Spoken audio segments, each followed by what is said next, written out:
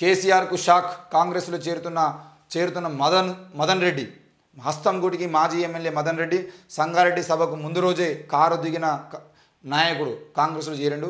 నేడు సంగారెడ్డిలో బీఆర్ఎస్ సభ హాజరుగానున్న అధినేత కేసీఆర్. మాజీ సీఎం కేసీఆర్కు అత్యంత సన్నిహితుడైన నర్సాపూర్ మాజీ ఎమ్మెల్యే చిలుముల మదన్ రెడ్డి సోమవారం కాంగ్రెస్ పార్టీలో చేరారు. ఆయన కారు దిగడంతో ఎంపీ ఎన్నికల వేళ మెదక్ పార్లమెంట్ పరిధిలో బీఆర్ఎస్కు ఊహించని ఎదురుదెబ్బ తగిలింది. మొత్తానికైతే మెదక్ పార్లమెంటు సంబంధించిన విషయంలో మెదక్ పార్లమెంటు స్థానంలో ఈరోజు మరి మదన్ రెడ్డి కేసీఆర్కి అత్యంత సన్నిహితుడిగా ఉన్నటువంటి మదన్ రెడ్డి కాంగ్రెస్ పార్టీలోకి రావడం అనేది ఒక రకంగా నీలం మధు ముదిరాజుకి మరింత ఊరటగా చెప్పుకోవచ్చు. మరి ఇప్పటికే అటు రఘునందన్ రావుకు ఇటు బీఆర్ఎస్ అభ్యర్థికి ఇద్దరికీ లేనంత క్రేజు నీలం మధు ముదిరాజుకు ఉంది. దాంతోపాటు కాంగ్రెస్ పార్టీ తెలంగాణలో అధికారంలో ఉండటము, రేవంత్ రెడ్డి సపోర్ట్ దొరకడము, స్థానికంగా ఉన్నటువంటి మెదక్ నాయకులు అందరి సపోర్ట్ కూడా ఆయన దొరకడం అనేది ఈరోజు నీలం మధు ముదిరాజే గెలిచేటువంటి అవకాశాలు అక్కడ కనబడతా ఉన్నాయి ఈ క్రమంలో. ఎందుకనంటే బీజేపీ రఘునందన్ రావు అనే వ్యక్తి మెదక్ పార్లమెంటు సంబంధించిన విషయంలో ఈరోజు రఘునందన్ రావు అనేది దుబ్బాకలనే ఓడిపోయిండు. అప్పుడు బై ఎలక్షన్లలో ఏదో ఎమ్మెల్యే చనిపోవడం వల్ల వచ్చిన ఎలక్షన్లో ఆయన ఏదో గెలిచిండు, కానీ దుబ్బాక నియోజకవర్గ ప్రజలే ఆయన వద్దనుకున్నారు. మరి వద్దనుకున్నటువంటి వ్యక్తిని ఈరోజు తీసుకొచ్చి ఎంపీగా పెడితే ఎట్లా గెలుస్తారని చెప్పేసి వార్తలు వినబడుతూ ఉన్నాయి. ఏది ఏమైనా మెదకు సంబంధించిన విషయంలో నీలం మధు ముదిరాజు ఇట్లా కాంగ్రెస్లో ఒకవేళ బీజేపీ నాయకులు కొంతమంది బీఆర్ఎస్లో మరింతమంది కనుక కాంగ్రెస్ పార్టీ పెడితే కళ్ళు మూసుకొని నీలం మధు ముదిరాజు అయితే అక్కడ బయటపడేటువంటి అవకాశం ఉన్నాయి. ఎందుకంటే బీసీ సామాజిక వర్గం మొన్న లోక్సభ అంటే అసెంబ్లీ ఎన్నికలప్పుడు ముదిరాజు నినాదాన్ని నెత్తి మీద ఎత్తుకొని మాకు అన్యాయం జరుగుతుందని చెప్పేసి ఈరోజు కొట్లాడినటువంటి వ్యక్తిగా నీలం మధు ముదిరాజు కనబడడు.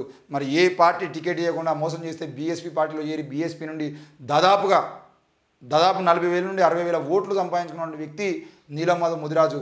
అంటే ఆ పార్టీ నుండి గెలిచేటువంటి ప్రయత్నం చేసినటువంటి వ్యక్తిగా ఆయన కనబడ్డాడు. మరి అట్లాంటి వ్యక్తి ఈరోజు కాంగ్రెస్ పార్టీలో ఏరి టికెట్ తెచ్చుకున్నా అంటే కంపల్సరీ కూడా ఈసారి మెదక్లో కాంగ్రెస్ పార్టీ జెండా ఎగిరేసినటువంటి ప్రయత్నాలు అయితే జరుగుతూ ఉన్నాయి. అది మదన్ రెడ్డి రావడం వల్ల మదన్ రెడ్డి ఓటు బ్యాంక్ అనేది మొత్తం కూడా బీఆర్ఎస్ నుండి కాంగ్రెస్కు డైవర్ట్ అయింది. మరి ఈ క్రమంలో అక్కడ నీలం మధు ముదిరాజుకు మరింత గ్రాఫ్ పెరిగేటువంటి అవకాశాలు కనబడుతున్నాయి. కేసీఆర్ ఈరోజు సంగారెడ్డి సభ పెడుతున్నాడు. సంగారెడ్డి సభలో ఏం మాట్లాడతాడు? ఎందుకంటే ఈ మధ్యకాలంలో కేటీఆర్ కానీ కేసీఆర్ కానీ పూర్తిగా ఎవరైతే పార్టీ మారుతున్నారో వాళ్ళందరినీ దొంగలు లంగలను తిడుతూ ఉన్నారు. మరి మదన్ రెడ్డి కూడా ఆ మాట అంటాడా చూద్దాం. ఇక 540 ఎకరాలకు ఎసరు గండిపేటలో బిలాదాకల భూములు. కోకాపేట నియోపాలిస్ పక్కనే స్థలం.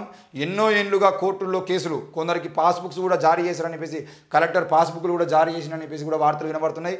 మరి ఎంక్వైరీ చేస్తే ప్రభుత్వానికి భారీగా ఆదాయం 10,000 కోట్ల రూపాయలు. ఈ ల్యాండ్ వాల్యూ 10,000 కోట్ల రూపాయలు. 10,000 కోట్ల రూపాయల భూమిని కనుక వీళ్ళు వెనక్కి తీసుకొచ్చేది ఉంటే, ఇదే భూమిని ఏదైనా ఒక సాఫ్ట్వేర్ కంపెనీ కనుక గుత్తకిచ్చేది ఉంటే 10,000 కోట్ల రూపాయల ఆదాయం ప్రభుత్వానికి వచ్చేటువంటి అవకాశాలు. మరి రంగారెడ్డి జిల్లా గండిపేట మండలానికి ఆనుకొని ఉన్న ఖానాపూర్లో గల బిలాదాకల భూములకు కొందరు ఎసరు పెడుతున్నారు. ఇక్కడ సుమారు 540 ఎకరాల భూమి ఉండగా ప్రైవేట్ వ్యక్తులు ఈ ల్యాండ్ పార్సిల్లోని 150 ఎకరాలను క్లెయిమ్ చేస్తున్నారు. ఇది సర్వే చేయని బిలాదాకల భూమి అని రిటైర్డ్ అధికారులు చెబుతుండగా ఇప్పుడేమో దీన్ని సర్వే నెంబర్ 65గా చూపిస్తున్నారు. ఈ సర్వే నెంబర్లో 77 ఏళ్లుగా ఎలాంటి లావాదేవీలు జరగలేదని స్పష్టంగా తెలుస్తున్నది. అలాంటప్పుడు ఈ క్లెయిమ్స్ ఎలా వచ్చాయనేది అంతుచిక్కని ప్రశ్న. దీనిపై సమగ్ర దర్యాప్తు చేస్తే వాస్తవాలు వెలుగులోకి వస్తాయని స్థానికులు అభిప్రాయం చేస్తున్నారు. మొత్తానికైతే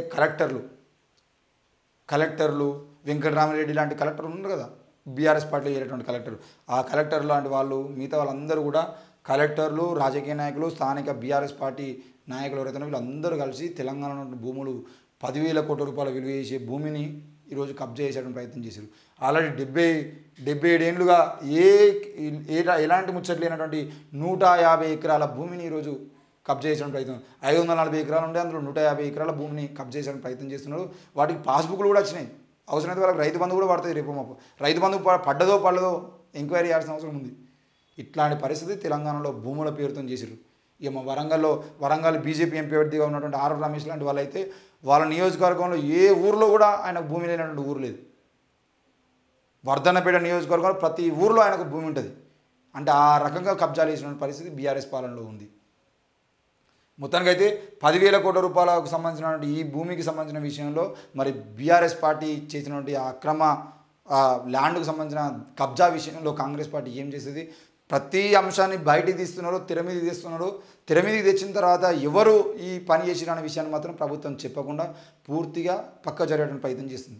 ఫోన్ ట్యాపింగ్ వ్యవహారమైనా లేదంటే కాళేశ్వరం ప్రాజెక్టు సంబంధించిన విషయంలో అయినా ఈ భూమి కోకాపేట భూములకు సంబంధించిన విషయంలో అయినా ఎక్కడ ఏది చూసినా కూడా ప్రతి దాంట్లో అవినీతి జరిగిందంటారు, అవినీతి చేసింది మాత్రం ఎవడో చెప్పడు. ఇది పరిస్థితి. మరి ఇట్లాంటి పరిస్థితుల్లో కాంగ్రెస్ పార్టీ ఎందుకు ఆ బీఆర్ఎస్ నాయకులను అరెస్ట్ చేయడానికి భయపడుతుందనే విషయాన్ని కూడా మనం ఆలోచన చేయాల్సిన అవసరం ఉంది. రానున్న లోక్సభ ఎలక్షన్లో మీరు తప్పకుండా ఈ రాజకీయ నాయకునికి తలగకుండా వాళ్ళు ఇచ్చిన డబ్బులకు తలగకుండా ఆలోచించి ఓటు వేయాలని చెప్పేసి మేము కోరుతా ఉన్నాం. చూస్తూనే ఉండండి. Thank you.